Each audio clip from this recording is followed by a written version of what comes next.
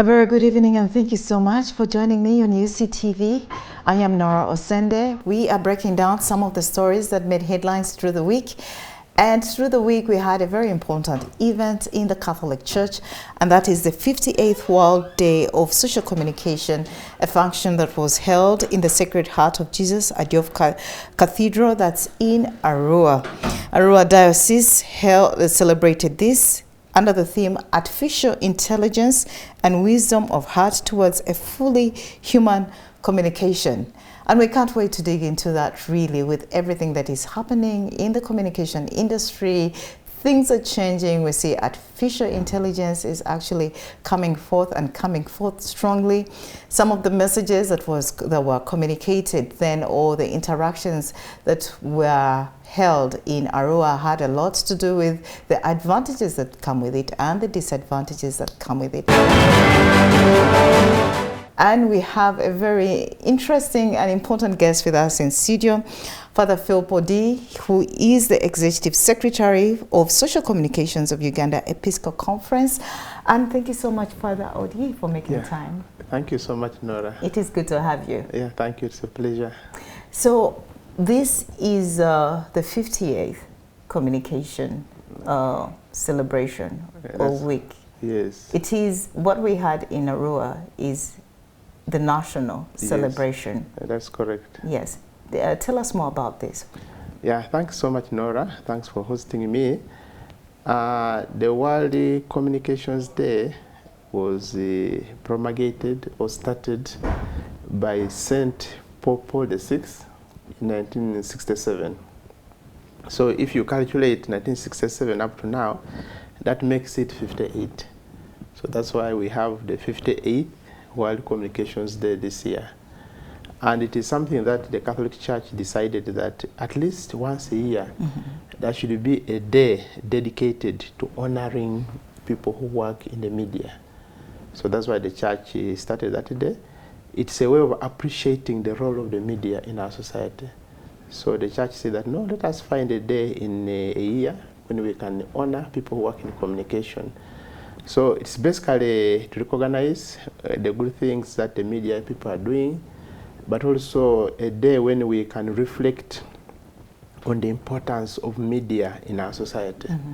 In addition to that, it is also a day when we pray for communication or communicators. We pray for their work, we pray for good communication, and at the same time, we also give financial support to our media institutions. So that is what this day is all about, honoring people working in communication, praying for the communications work of the Church and the entire world, and also to appreciate what the media is doing. So that's why that day was started. So this year was the 58th World Communications Day. And in Arua, we celebrated in anticipation on last Sunday. And the day is normally the Sunday before Pentecost, which we call Ascension Sunday. So if you want to know when the Catholic Church celebrates the World Communications Day, it's actually on the Ascension Sunday. And you know, Ascension Sunday does not have a fixed date. It's not like Christmas. Yes. Christmas, we know it's 25th of December. But for Ascension, it varies. Even Easter, it varies. So all you need to pay attention to is when is Ascension Sunday. So that is the World Communications Day for the Catholic Church. Okay. Yes. I think that is very nice and very interesting. Yeah. You've talked about it being a day to celebrate the communicators. Yes. It's very important how the media is a very good platform when it comes to communication. And in one of the communications that was made is that we should not forget as communicators, especially as we're using these platforms, that communication is very important to evangelism. Yeah. That is one of the very important aspects that was put out there. And really, we have seen all these platforms that has helped in propelling the gospel and making sure that, you know, the gospel is heard in different areas in Uganda here. So that brings me to the objectives of this week. Besides this, what exactly is the objective of the Communication Week? Yeah, thank you. The objective of the Communications Week is basically to highlight the importance of communication in society and in our church. So we usually dedicate a whole week as communicators, as I said, to reflect on our work. Yes. We reflect on our work, and how do we do that? First of all, when we come together as Catholic communicators, we usually share reports. So every Catholic communication institution in Uganda that works under Uganda Episcopal Conference, they come and they make their reports. They present the reports to the national office. And then we evaluate, we share, the strengths, their weaknesses, the opportunities, what challenges they go through.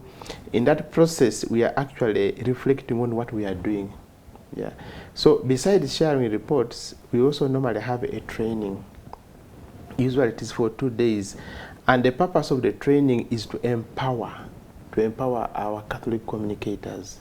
So this year, our training was on project planning and management. We want to, a media institution is a project. Yes. And how do you plan for it? How do you manage it? So that topic was meant to empower them, our communicators, so that they can properly manage their communication institutions. So that's why we chose that topic.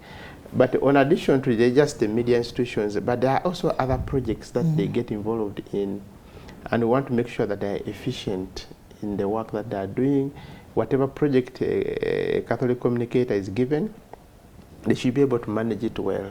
So that's why we have that topic. It was for 2 days. And then after the training, we had a making of reports.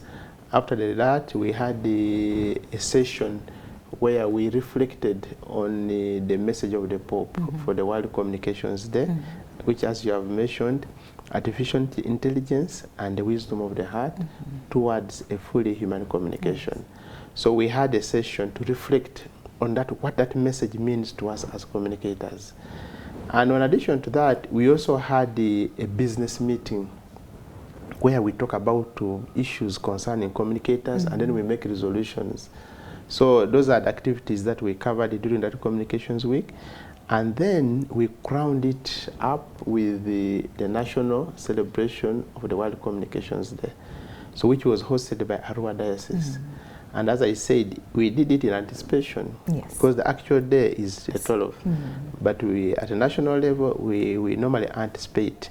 So we had that celebration at the cathedral in Arua, and that crowned our Communications Week. So basically, in short, what does the Communications Week mean for us?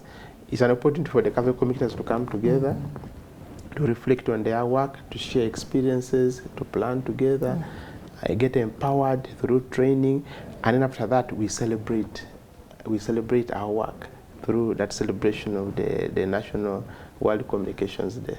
So in short, that's what I can say about the Communications Week. Well, that was actually a beehive of activity, but I see it is all to empower a Catholic communicator. And you said the project planning and management theme is very important with the kind of work that we do as communicators, especially with these platforms that we have. We need to understand how to manage them and how to go about the day-to-day business. If I go back to the Pope's theme or the international theme of the Communication Week, which is artificial intelligence and wisdom of the heart towards a full human communication, human communication. How does that resonate with the activities of the Communication Week in Uganda? As you are aware, artificial intelligence is influencing every aspect of society. Yes, it does. Whether it comes to car manufacturing, robots are now being used for car manufacturing, whether it is deal with the banking. When you go to ATM machine, a machine welcomes you, thank you for banking with us. All that is artificial intelligence. And it has also affected the media, because a lot of communication today is being done through gadgets, and these gadgets simulate or imitate human beings. you can get a robot talking like a human being. So you find that artificial intelligence is affecting communication very much, to the extent that you can find that some information can be communicated through robots and so forth. You know, instead of having a human being reading the news, you can even have a robot reading the news. And what now? How does this resonate with our work as communicators? The Pope in that message is saying, artificial intelligence is an innovation of the human mind. It is a technological development by a human being, which is good. But we have to be very careful about it. It should not replace the human being, because most of what is done in artificial intelligence, in those communications, is actually the human being behind it. You can see a robot doing things, but behind that robot is a human being who has programmed the robot to behave the way it's behaving. So what the Pope is saying, that these developments are good and they should be used, but we have to be careful, one, not to misuse them. Because we have seen where there is photoshopping. Somebody gets a picture of somebody and puts it over a picture of another, the body of another person. Then he says so and so did this, or so and so, you know, it looks like this when actually it is not. And the same with the voicing. They can put words in the mouth of somebody, someone else. So that is a misuse of artificial intelligence. So the Pope is saying artificial intelligence is good, but let us be careful when we are using it. So, and also in his message, he says that we should not replace journalism on the ground with artificial intelligence. For example, journalists should not stop going to the field to get facts, to get information, and then just use machines. It is important that as journalists, you go personally. You know, if something has happened, you should go personally and see what has happened. You interview people, you assess, then you are able to make a good report, or you are able to broadcast credible news. So he's warning us about that these machines are good, they help us, but they should not replace the human interaction, they should not replace the human communication. The human communication should remain, but the machines are there to support what we are doing. So basically, when we are reflecting on the message of the Pope, we are looking at the positives and the negatives of artificial intelligence. It is helping us to do very many things that ordinarily we will not be able to do as human beings, but at the same time, we have to be mindful of the negatives. And the negatives normally come as a result of misuse. So we have to be careful about the misuse of artificial intelligence. A very, very important message there, honestly, Father Philip, and I wouldn't agree more. I totally agree with that when it comes to artificial intelligence and having limits and knowing that, okay, I can only go this far when it comes to artificial intelligence. But there are some things, there's some roles that need, especially with our work as journalists, that you really need to be on ground. And for example, feel the emotions that people feel and express their need and express maybe their worry or concern. And that needs you to be there and to be in the moment with them.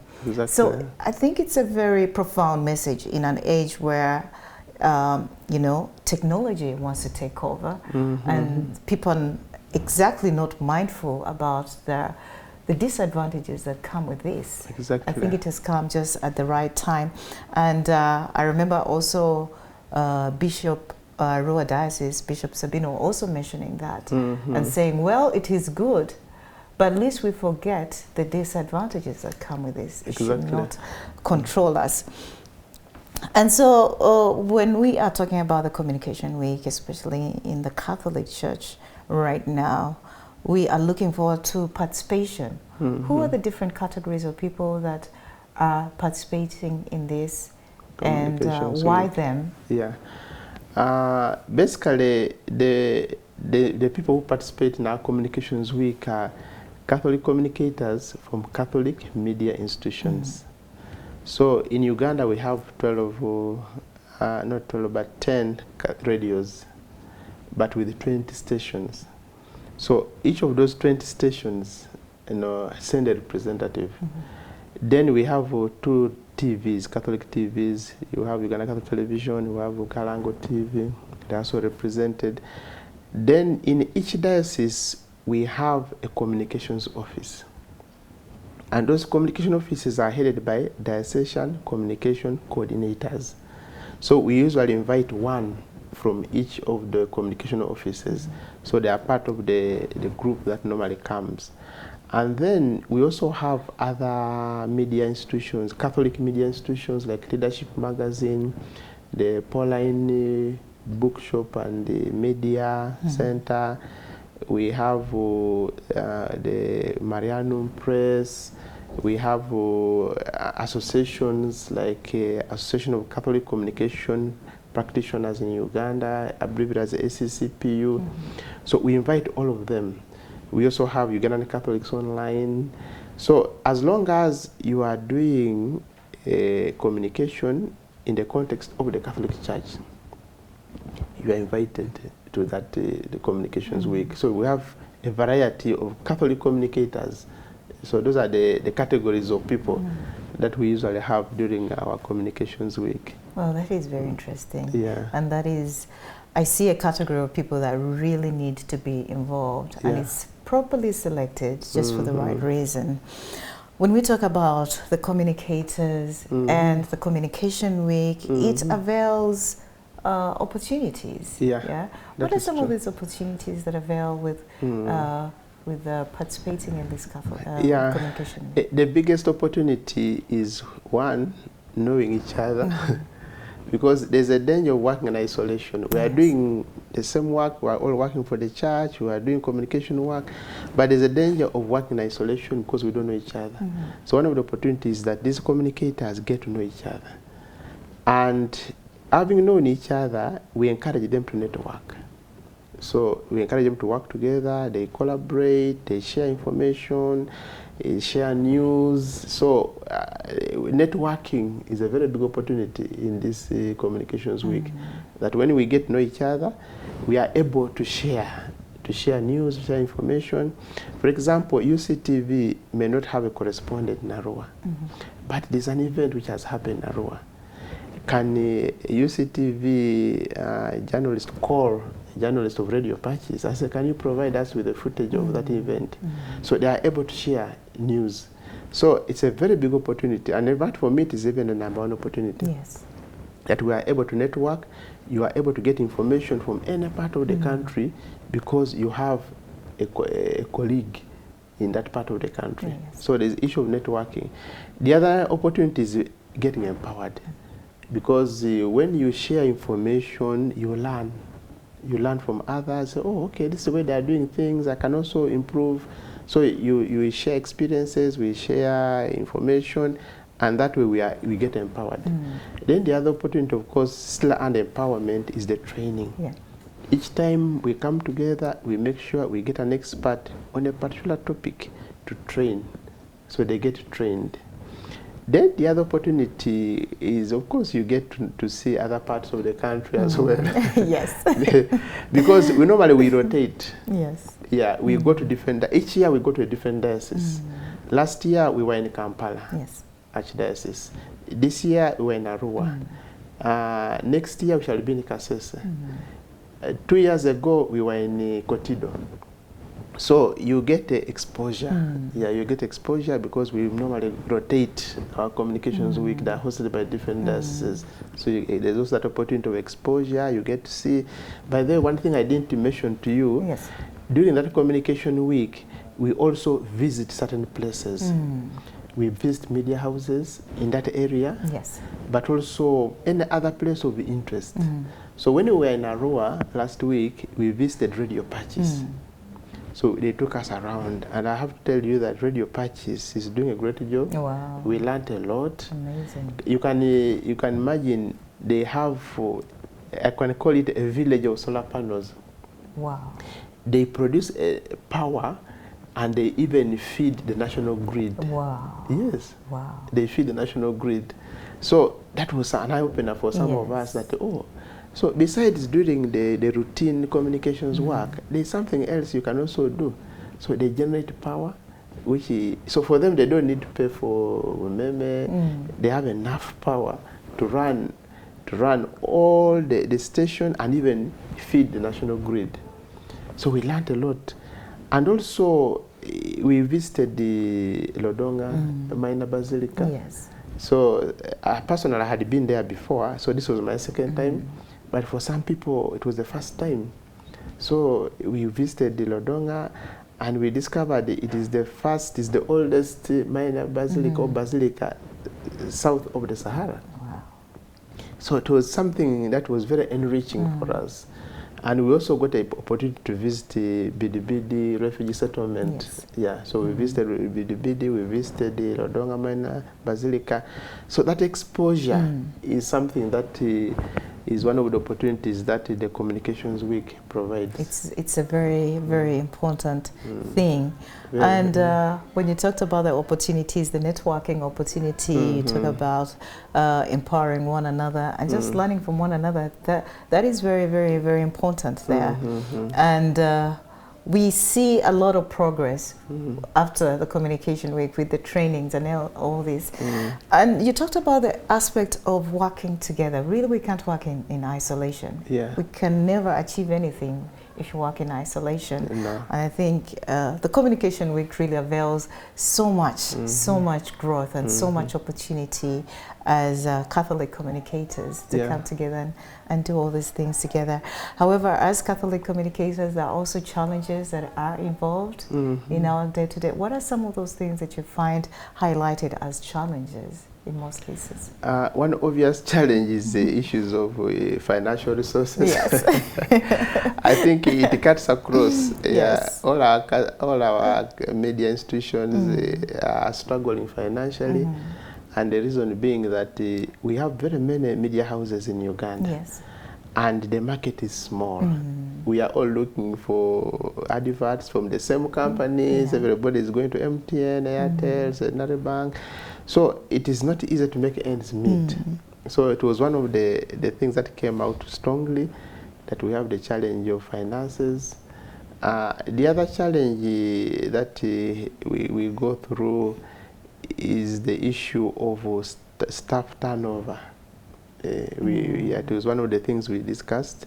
How do we retain our staff? Yeah, staff turnover. You know, when you can't pay enough, another media company can come and take your good staff. So that staff turnover is also something that is a big challenge. Yeah. So, but it all goes back to financial. Yes, financial resources. Yes, and then of course others could be managerial issues. That's why we have this training, so that to strengthen the managerial element of our Catholic institutions. Yeah, because sometimes the people we hire are not competent enough in one way or another. So we have to keep empowering them. Yeah, but I wouldn't take that as the most important. I think the financial and staff turnover is something that came out strongly in most of the reports. How can we go about, how can we mitigate the challenges, especially when it comes to finances in this regard? One of the ways we can mitigate is that networking, which I talked about. So, for example, instead of you paying a staff, a reporter, or to go to Arua, which is costly, can we have correspondence from other media institutions that can supply us with the news and the information? So in that way, we cut the costs. Exactly. We cut the costs of news production and so forth. So that sharing of news and other information, it plays a very big role. It does. Yeah, a very big role. And then there is something that we have been discussing as Catholic media, which we are trying to put which we are trying to implement, the issue of having a common marketing agency, that can help to get adverts for all our Catholic media institutions. since the competition out there is stiff, can we work together so that we are able to bargain for adverts as a unit? Yeah. So it is something that we are also trying to do as a way of mitigating that we want to form a Catholic media agency. In fact, the name we are giving it is Catholic Media Organization, but the purpose is to have an agency that can be able to get business for our Catholic media institutions. So when, for example, you go to approach a business, say MTN, and you tell them that we have Uctvs, we have 20 radios, we have publications, can we promote you using our media platforms? I think they will listen. Rather than if you went as a single media institution. Yeah, and even the government has so many programs that is trying to promote. There's this PDM, there's issues of immunization. Right now we are having issues of the census. So if we went as a group, as a team, to lobby for a business as Catholic media institutions, I think that will help us a lot, rather than going as isolated media institutions. Yeah. I see the spirit of togetherness still coming into play. Exactly, yeah. Which is very important. So even in the marketing, we want to have that teamwork, collaboration in marketing. Yes. It will definitely take us a long way. Exactly. It will definitely take us a long way. I want to go back a little bit to what Bishop of Arua Diocese, Bishop Sabino talked about in regards to having work with love. Yeah. Yes. It seems so simple, but in the practical sense, yes, living it out is not as simple as it sounds. I know, yes. And so to us as communicators, as journalists, especially in the Catholic world, how do we resonate with that message? Yeah. Because for us to stand strong and do the kind of work that we do, you really need a degree of passion and love for what you do, and understand that it is more of a service, you know. And I just want you to expound a little more of that. Yeah, actually, the bishop's message came out of the gospel of that day. Yes. Yeah, and that gospel was talking about love. Love one another as I have loved you. Yes, so even I think the second reading also had the element of love. So Bishop was trying to emphasize that Jesus is talking about love. He's telling us to love one another. Is that just as he loves us. And he was trying to explain that even in our work, we need to ensure that we work with love. Yes. In fact, he says, and that love has to be put into action. You cannot just talk about love without putting it into action. I remember he gave an example that if somebody tells you, I love you, and so forth, but does not do anything to show that love, time will come when the person says, I think you don't love me, because that love is not being translated into action. So as media people, we don't just talk about love, but we should practice it. Yes. So when we are doing our media work, we should do it with love. And that love should come out in the way we do our things, the way we report, the way we work with others, even among ourselves. Yes. So that spirit of love should come out. Not just talking about it, but we have to live it. Yeah, so that's what the bishop was trying to talk about. Yeah. And that is a very, very, very strong message there. That is, we all need it, really. Exactly, It sounds easy. Yeah. Practice it is what is most important. And normally, when you love what you are doing, then the passion is there. Exactly. Yeah, you do it with the passion because you love what you are doing. You are not just doing it as a duty, but you are doing it as something that you are passionate about, that you really like, and you feel that this is something for me. Yeah, so even the quality of your work will go up if you do it with love. With love. Yeah, because you want the best. Yes. You want the best for the public, you want the best for your audience, you want the best for the media institution you are working, and that best is inspired by love. That you love what you are doing, you love the institution, you love the people, and you want them to get the best. Oh, yes. Yes. It is very important, especially for communicators. Yeah. You have to exactly love what you're doing. I want to go back a little bit to the role of social communication in evangelizing. Yes. Now, Bishop Franzelli Yes. talked about that. And social communication and evangelizing. What is their role? How do they go hand in hand? Okay. In his message, I remember him saying, it is a very important aspect that we cannot overlook when it comes to communicating, especially as Catholic communicators. The gospel. Yeah. Yes. Basically, it stems from the mission of the church. The mission of the church was started by Jesus. Before Jesus went to heaven, he told his disciples, go out and baptize in the name of the Father, Son, and the Holy Spirit. Go and proclaim the good news.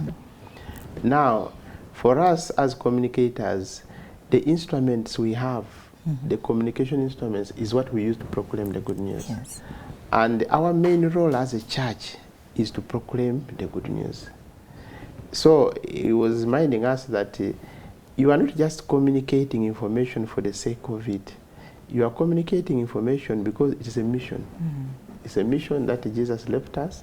So when you are communicating, you have to bear in mind that I'm not just disseminating information, but I'm also evangelizing. And evangelizing means bringing the message of Christ to people. And that message of Christ can be summarized in one word: love. Yes. You're bringing Christ's love to the people. Love God, love one another. Yes. So when we are doing our communications work, we are actually evangelizing, we are bringing the message of Christ to the people. So basically that is what the bishop was trying to say. Nice. That in communicating, you are bringing the love of Christ to the people. You are evangelizing, you are telling them about Christ, you are telling them about love. Yeah, and that should be something we have to bear in mind each time we are doing communications work in the context of the church. Very nice. Yeah. Very nice indeed. Talking about communication work in context of the church, now the actual international celebrations are due.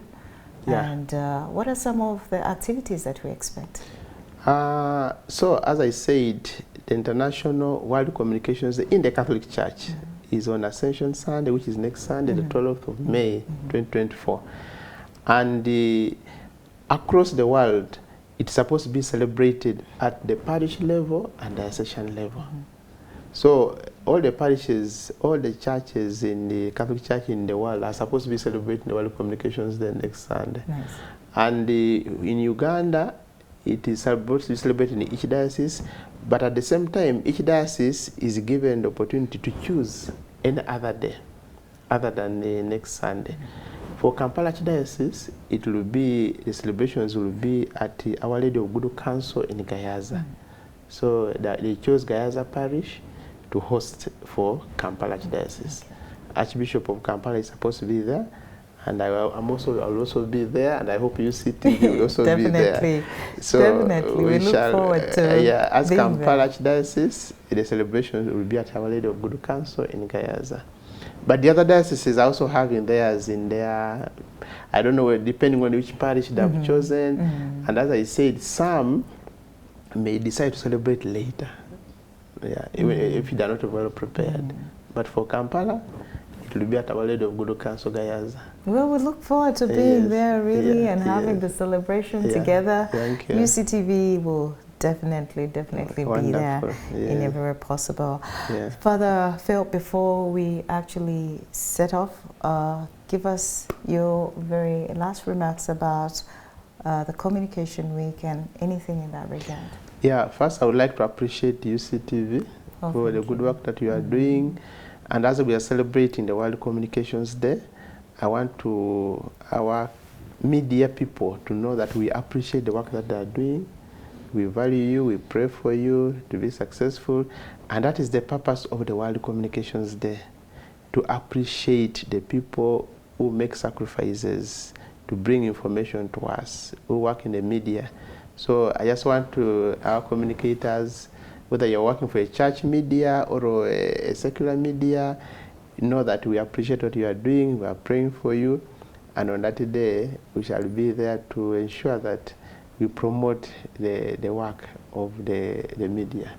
So that's what I can say. Thank you so much. And we thank you so much for the support that has been rendered to the Catholic communicators, especially UCTV. Yeah.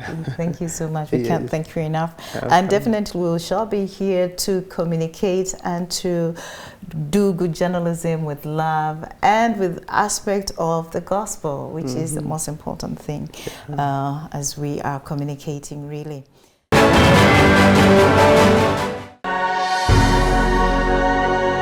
UCTV, good news for all.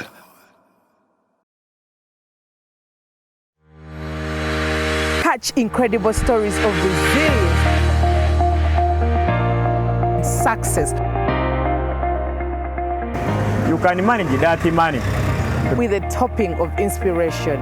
Get interested in people, not interested in yourself. Inspire, achieve, repeat.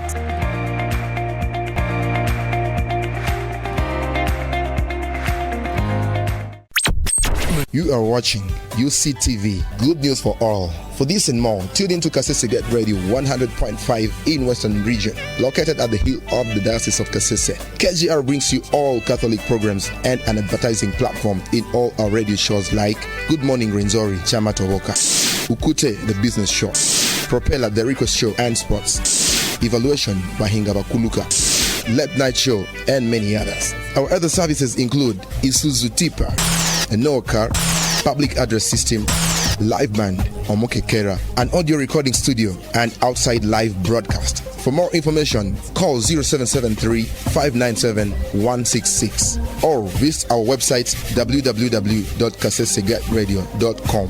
Kasese Radio, Omusondoria, the voice of truth.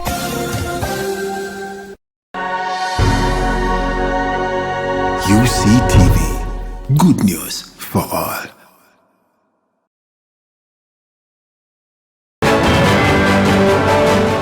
We're here to break down some of the stories that made headlines through the week as we look into the nitty-gritties of these stories. Now, through the week, we had the launch of the Air Week, and we are discussing climate change right now.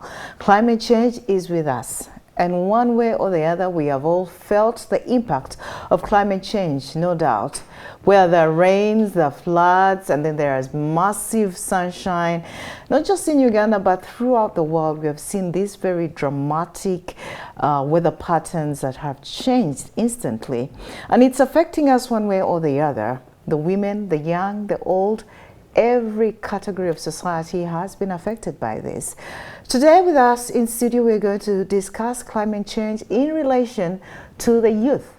The youth involvement in climate change is very important. And today we have our own from Go Green, a non-governmental organization that deals with climate and environment activities. And we are here with Dickens Ocheru, who is going to give us more insight. Dickens, you're very welcome. Thank you, Nora. It's nice having you. I'm very happy. And it's so good to see fellow youths involved in the climate cause. That's the call that we are really trying to push to every community, to every nation, because this is a global call. That to put every young person in charge for the issue of the climate. That is so nice. Yeah. So Dickens, tell us more about Go Green. What does Go Green do? What is it all about? Okay. By the name Dickens Ocheru, I'm in charge of partnership and resource mobilization at Go Green. We work with the young people. Youth Go Green is a non-governmental organization that operates here in Uganda, and their head office is in Ngolobi, inside National Forest Authority. That's where they are located, we are located. And that's the secretariat office for the young people. Every young person who is interested in the climate discussion, this conversation is something which is a global agenda. And Go Green, at Youth Go Green, we operate in different thematic areas, but it's all around climate and environment, where one of the thematic area we operate in is climate change and mitigation. We also have biodiversity projects that we also do. We have what's called the youth skilling in areas to do with the climate innovation. That's why Youth Go Green, we have the Youth and Children Climate Academy, where that academy is to train young children starting from primary, secondary, university, so that they have their voices. They have their voices in environment awareness, and the world should hear that the young people are taking upon themselves about this discussion. And that's the reason as Youth Go Green, we don't only look at the youth at universities. No, we know that we need to start nurture the tree from the start. Right. The day that you plant put the seedling down is the day that you should start what? Taking care of the seedling. Yes. And that's the reason why Youth Go Green have gone down to start what? Raising these children until that by the time they're out of university, they are responsible citizens that are able to take action for this global agenda. Very nice, Yeah. very nice, Dickens. You're talking about the youth and nurturing them right from, a very tender age, Yes. so that they are nurtured into responsible citizens who care about the environment and do understand what their role and whatever they do, how it impacts the environment. It seems to me that you are driven so much into the educated youths. Do you have a program for the youths that have not exactly had an opportunity to go to school? Yeah, we have that program. That's why our work mostly, we work in the rural community, in the slum area. With Youth Go Green, that's why Youth Go Green has over 2 million youth all over this country who are registered under the organization.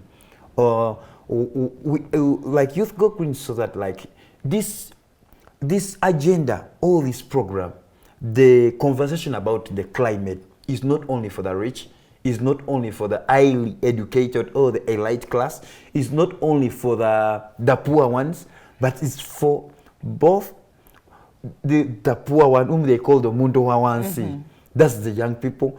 And those ones who are in ghettos, in slums, is for those ones who are also in those big offices, government offices, is for the wealthy one, everyone. That's why you see the UN agenda for the SDG. It says that leave no one behind. Yes. And that's the reason, as we the youth, we have tried so much to involve the young people. And that's the reason where Youth Go Green, we have what's called the Community Youth Climate Parliament. It's a forum where we use these community radios, like, in villages, they have those community radios.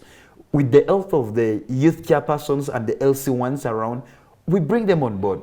We say now, for instance, there is this issue which is now happening. Like, for instance, you've seen the flooding, especially in Kenya. Oh, yes. You've seen in what's happening also near the Lake Victoria, Yes. where the minister was, the leader of opposition was saying that the water level in Lake Victoria have Has increased. risen, yes. So we reach out to those communities. Like, for instance, in Port Bell, in Kamwani, we ask them, we have a meeting with them, a discussion with them, and you get their ideas. Because these people have ideas, but they don't know where they can apply the idea. They have good innovations, that kind of. So we sit with them and we say that, how can we come up of this?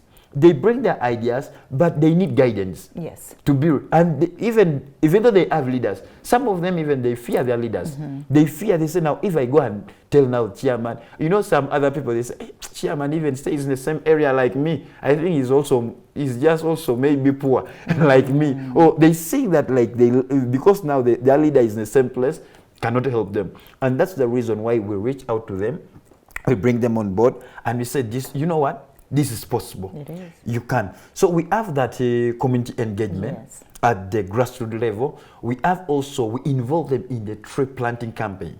And there's one of the projects that we want to come up with in relation to climate and energy, where we have seen that there are very many water ice in Lake Victoria around, and it's eating up the lake. And we see that this community sometimes are using charcoal, but when they have a gold that they can tap, a gold mine, they're sitting in a gold mine, where they can use this water, they can go and get this water ice, they turn it into manure. where they can sell it, or they can use it for planting, or otherwise they can also use it for biogas. And that's the reason why we partner with very many organizations like WWF, Greek, that's the Center for Research on Energy Conservation, that's Makerere, who are also good in energy. We bring these people on board. We say, let's work together. Train these people how to make biogas out of this water icing. Like WWF, please, we work together. For us as the voice, as we do the advocacy, we are into policy, fighting for the policy, pushing, bring the members of parliament who are in charge on board, so that at least we handle these communities. So I see that most communities, and not just the educated youths, but everyone is involved. Everyone. I like what you said when you say that climate change does not only affect the rich. It's not something for the rich. It's not something for maybe the women. It's something that affects everyone in every society. It does not know boundary. It does not know political party. It does not know gender. It definitely affects everyone. You know, with the examples which we were talking about in Kenya recently, in our own Uganda, in the eastern part of Uganda, we are yet to see, especially now that the rainy season, we are yet to see a lot of, you know, calamities happening, and we hope that, you know, as you know, Go Green and as a youth, they can all come together and rally citizens for a better climate cause. Now that leads me to my other question, which is that why do you find the youth involvement and advocacy in climate change very important? We do understand specifically in Uganda that the youth make out most of the population. That's over 70% of the population. 75%. Yes. So how is this very significant in light of climate change? Okay. Thank you for that question.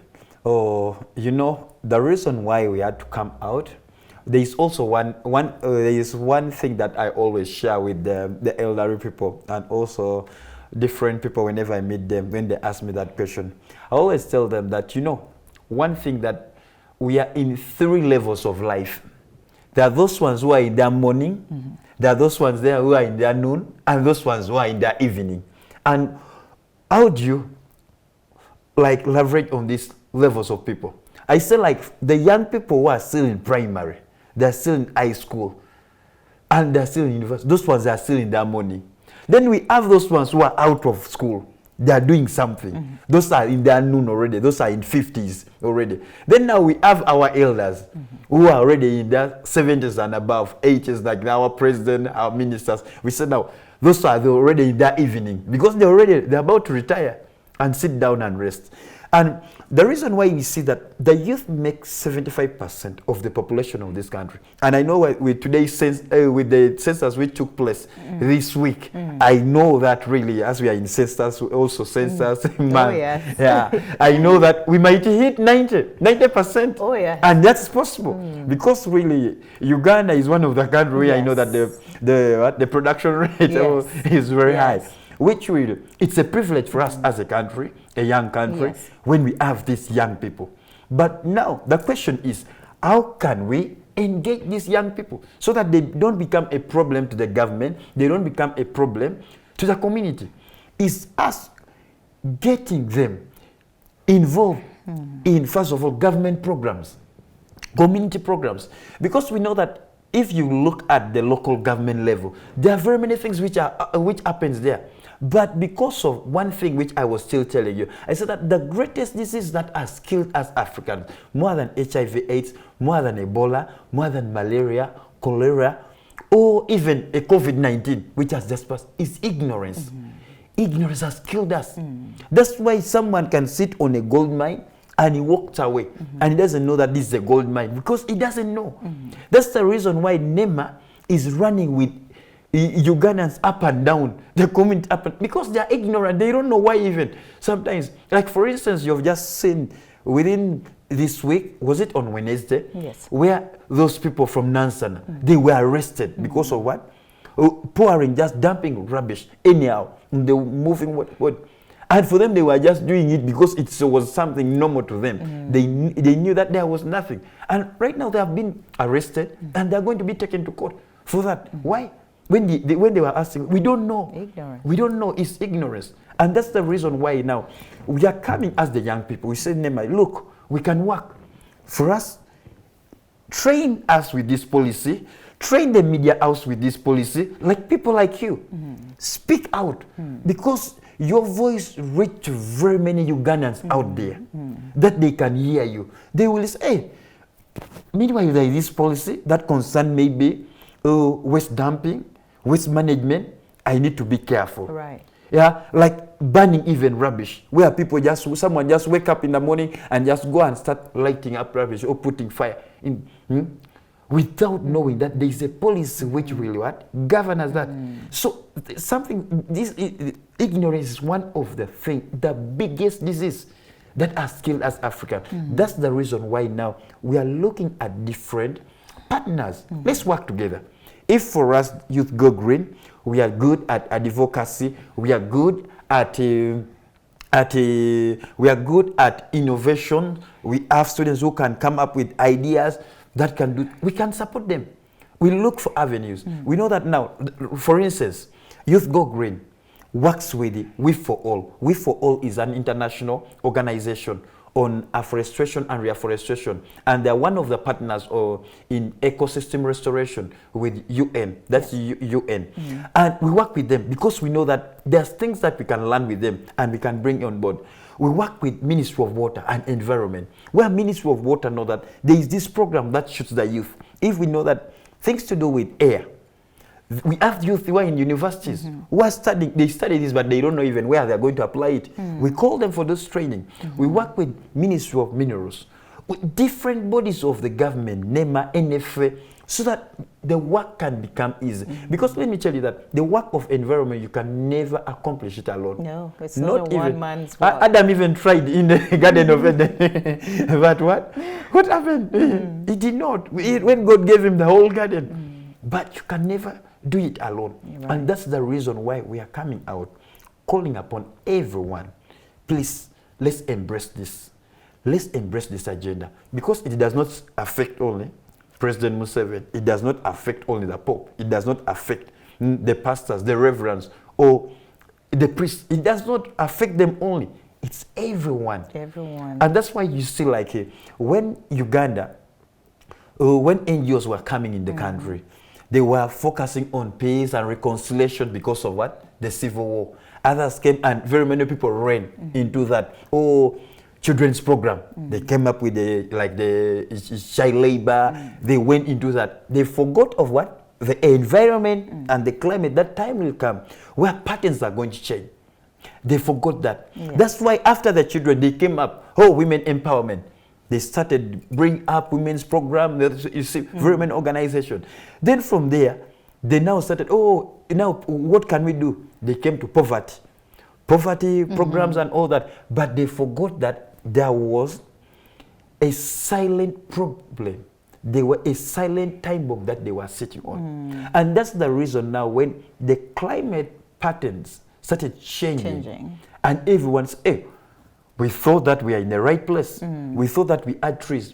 While others were continuing with cutting down trees without replacing. Right. And that's the reason why we are saying that even testing the religious leaders, like the reverend fathers, the pastors, we even we are coming up with that during the time when you're going to baptize when you're going to baptize the children in church, make sure those parents plant a tree for those 3 trees, or maybe 2. If it's the boy, let them plant 3 trees. If it's a girl, let them plant 4 trees or 5. The girls more, right? Yeah, let them plant trees. Right. Every baptism, so that you involve the church. And involve the church, involve the local leaders. I can see you saying that this is a concerted effort that we all need in order for us to fight climate change.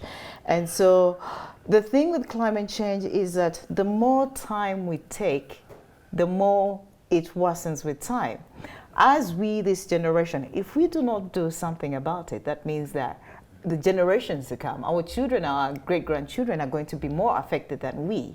And so it is not about when do we do it, it's about we need to do it now, Now. like now, and everyone needs to get involved, be it the local leaders, spiritual leaders. Concerted effort is really needed. And when we talk about concerted effort, I just want to understand, how does the youth, how do Go Green, the youths collaborate with government in this very effort? Okay, that's a very good question. I know that even someone out there would ask that, how have you people come out to work with the government? These officers of the government is for everyone, every Ugandan. But people, when they see these tall buildings and they see the ministers, they fear. It's just about you having your concept, your proposal, or maybe you have your program that you're running. Go and meet responsible people. We have the commissioners who are responsible for this program. Like, for instance, you find that, like, in the Ministry of Water and Environment, there is a commissioner of what? Climate change. Right. When you move, there is a commissioner also, like in another department of environment, of what? Forestry. That's what? Restoration program.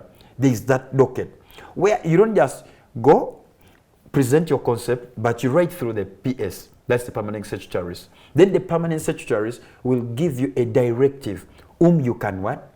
Meet and you talk with, and they see if it's aligning with their what? With their agenda or their activities that they have. Then later you will have what's called an MOU.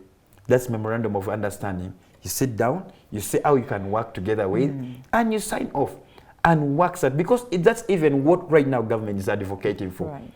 Let people come to them. Share your ideas with the government so that the government can see how they can also allocate the resources.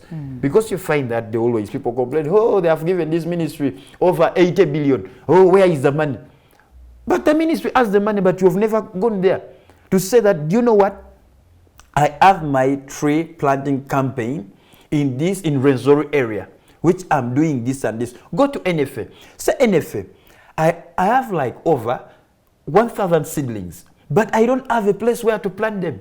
And if NFA, as they are responsible for the land, the forestry land, Yes. the natural forestry land, they will guide you. Especially if you come from a place like, for me, whom I come from Abim. I know that, oh, Abim really, we don't have any forest there. Maybe the artificial forest or the natural forest, I say maybe people's activities have depleted the forest.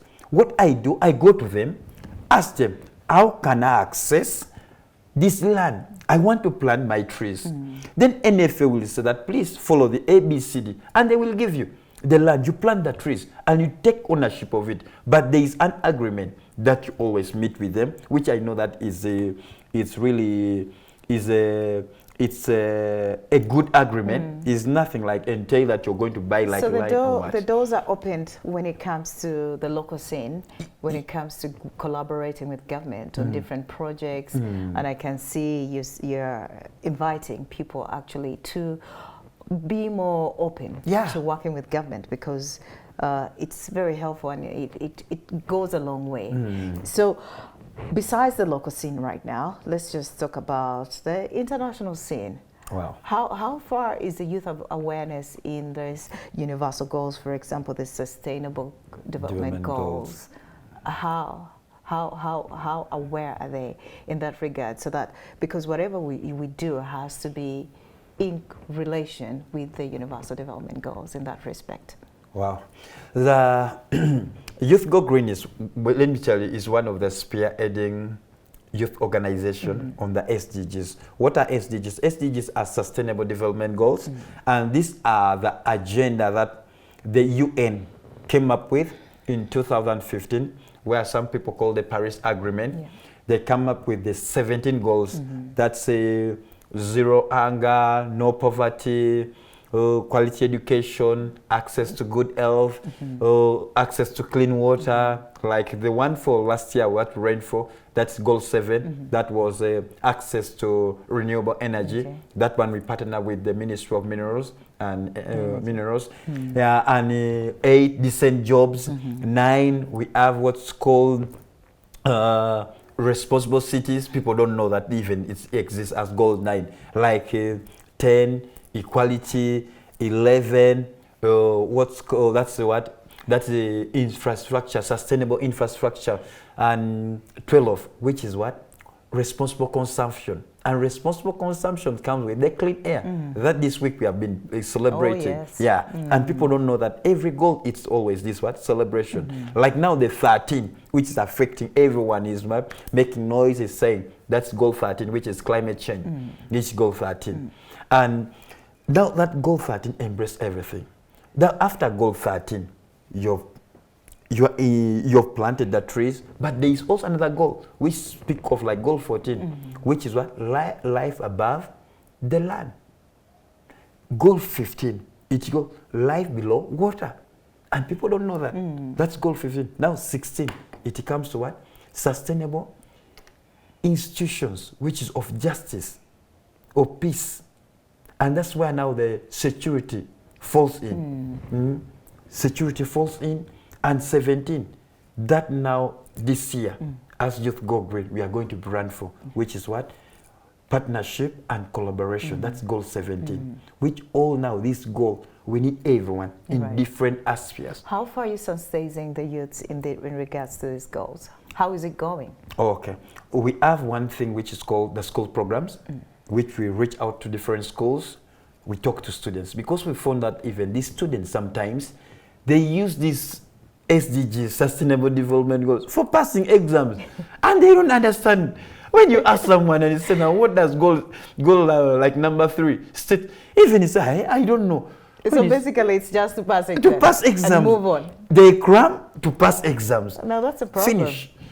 That's a problem. And if now you say that, wow, what's happening? Like for instance, we have one of the young girl, a 10-year-old girl called Grace Nsima, who is under Youth Go Green. Yes. Very brilliant. And next time I promise when I'm coming here, I'm going to come with her. Nice. She's a young girl who is designing innovations in regards to climate change, climate games. Nice. This is a girl who is organized even their friends, the 10 friends, and he call themselves, they are soldiers whom they are into innovation. They are making briquettes. Wow.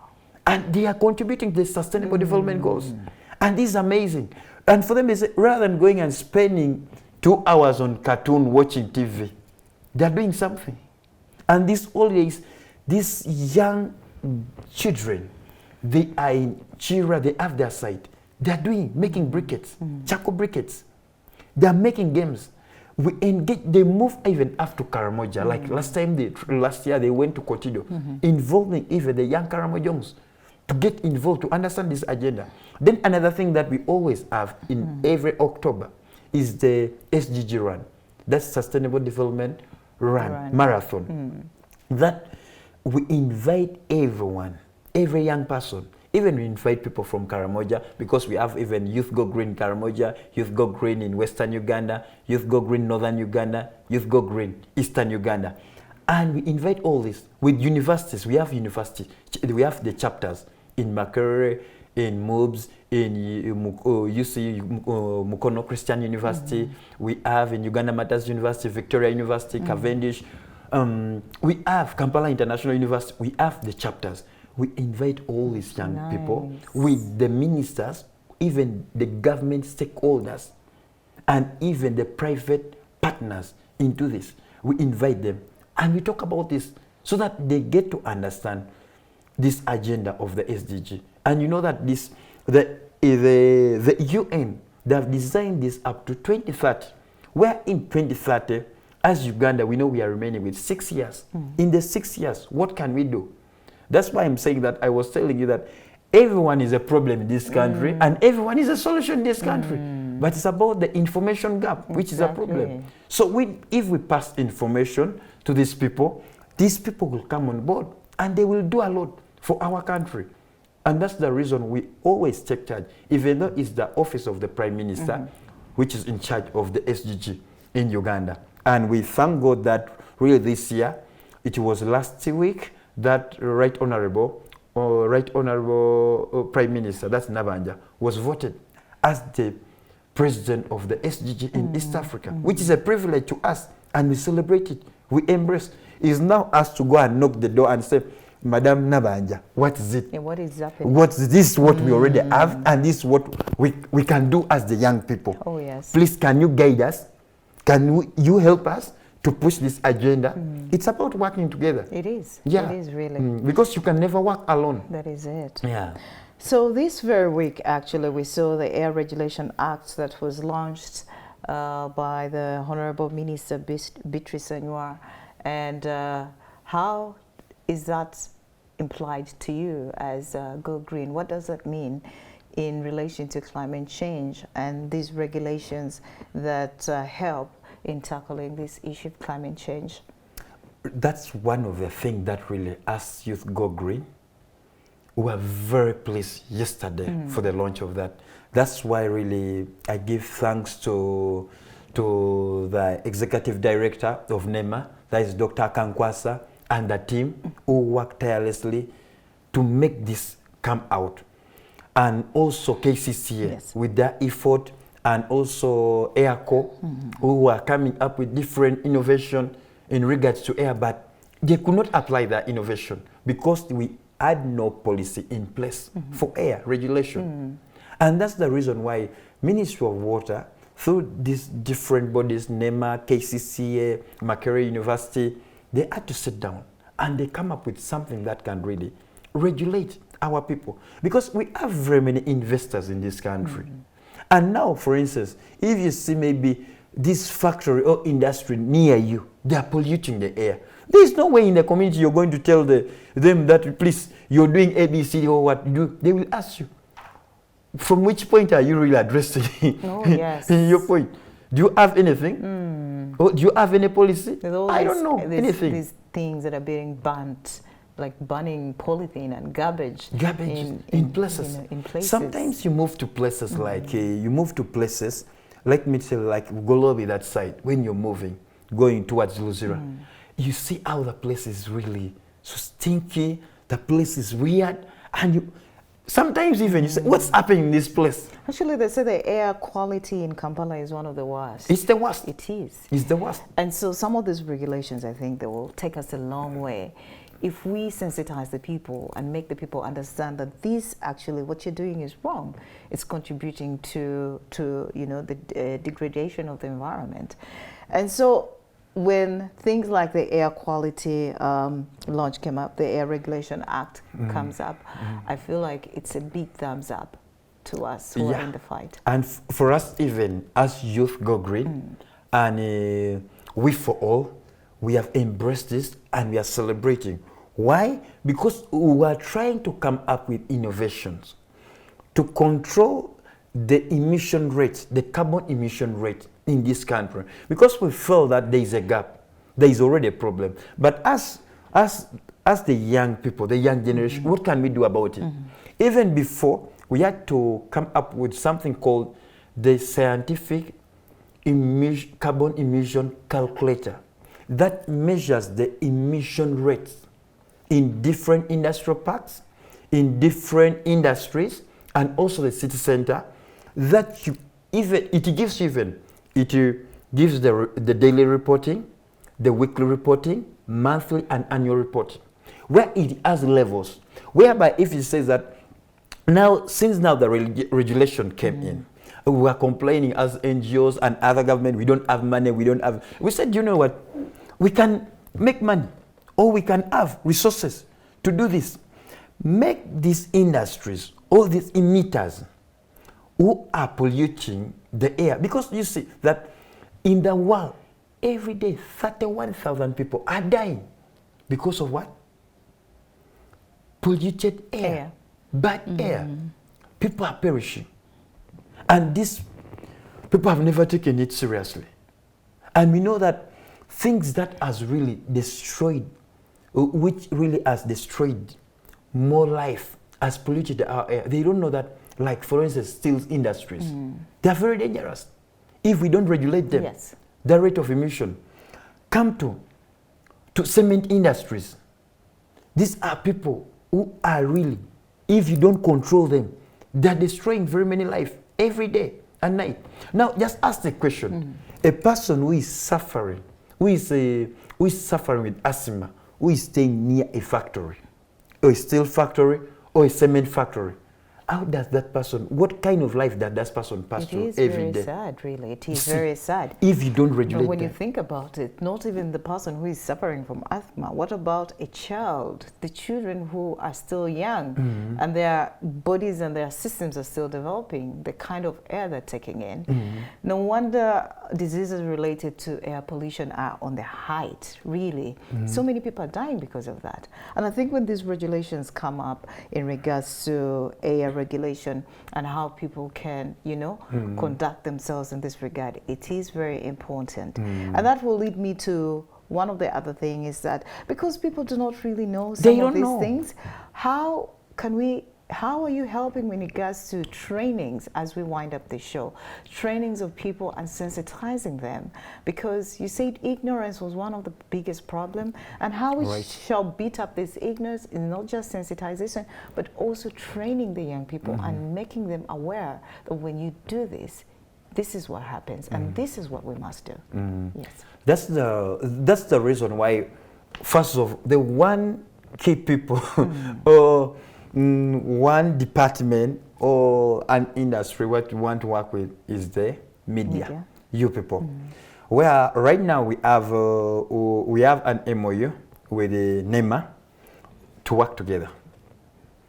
And the MD has already accepted, and we told him that one of the key people want them to first involve them in this discussion, in this policy conversation, is the media.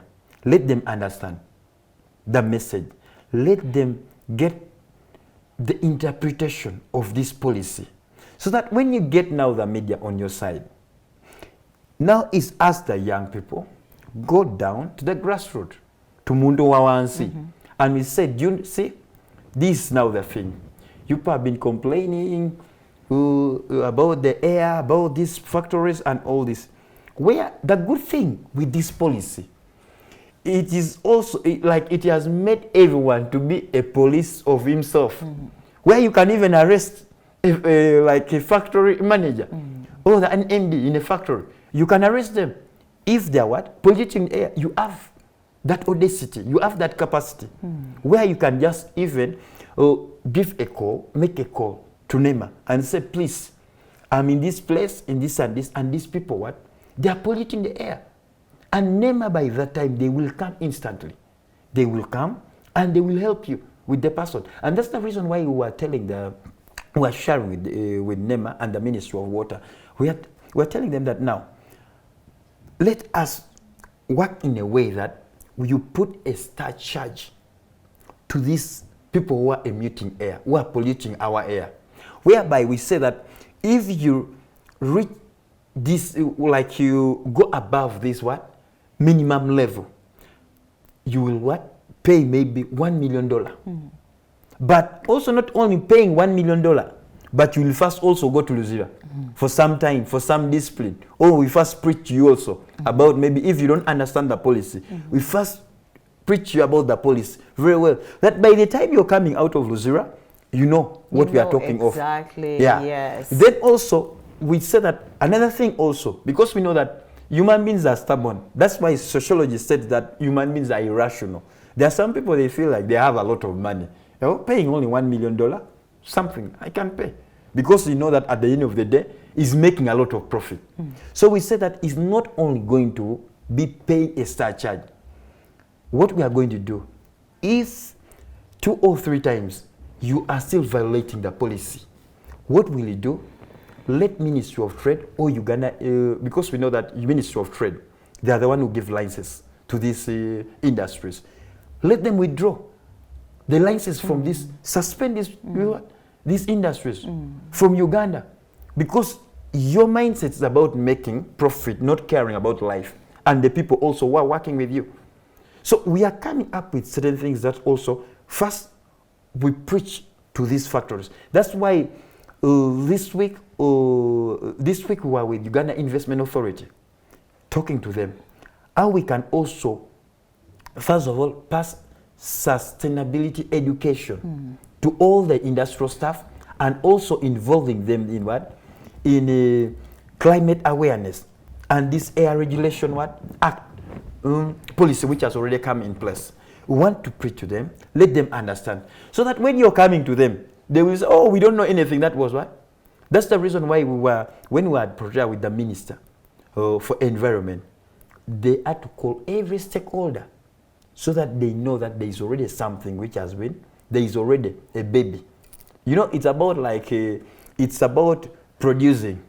But after producing, are you not going to take care of your kid and nurture so that it grows? Yeah. That's the reason we invited them, that there is already a baby who has been born. But it's now for us to take full action, to know that this message reach everyone. So that when you're caught unaware, you will not play a blame game. Indeed. You see, oh, what, no. We need to take We- full action. Full action. Everyone needs to be accountable. Accountable. And that is a very strong message that you are putting out there. Everyone needs to be accountable in this fight against climate change. Yeah. Dickens, I can't thank you so much. Thank you so much for making time for this discussion. We have gotten insights about where we are, where we want to go, and what we can do better, really, to rally the youths in this regard. Well, thank you so much for staying with us as we discuss some of the issues that are affecting you and I in this weekend edition. My name is Nora Sende. Good evening.